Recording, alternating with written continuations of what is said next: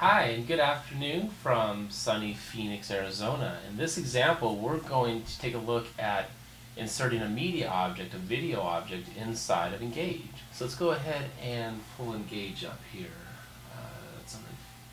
Now we just go right to the Start menu.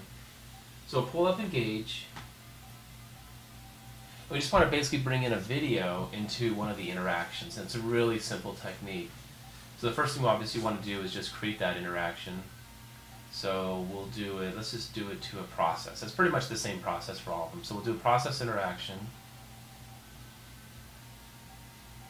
And let's just add some text here just to make it a little bit more realistic. So let's say general biology and habitat, just because we're going to put it, just do some videos with chickens in it or something. So you can add text or you can do any of these, but essentially that's just some text to third replacement. But really we want to focus on just adding a media component. So just click the thumbnail and find your video. I think it's either this one or this one. I think it's this one. Okay, so you have your video. That's not the right one. Okay, there it is.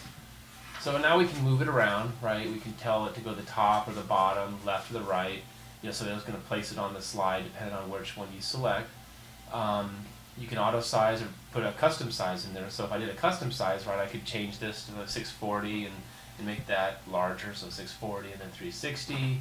I could make it smaller, 180 by 101. So just some options there for doing that. Let's get it back to what we started with. If we include a play bar, you can do the play bar with it, so it can auto start. You can select that option.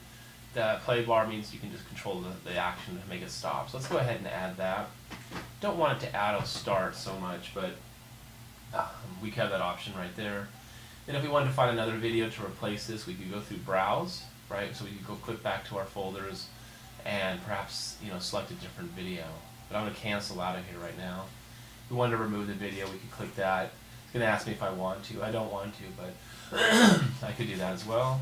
And really that's about it. And of course you have a link down here to take you back to the website if you want to learn a little more about it. But I'll click OK. So there's our video. We'll go ahead and just click Publish. It's asking me to save it. Yeah, I need to save it before I can publish it. So I'll click Yes. And let's save it down here. Yeah, it's fine. I'll just call it Process Interaction and click Save.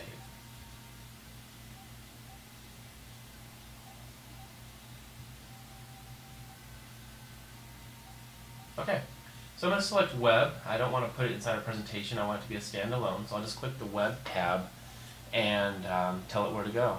Just click Publish.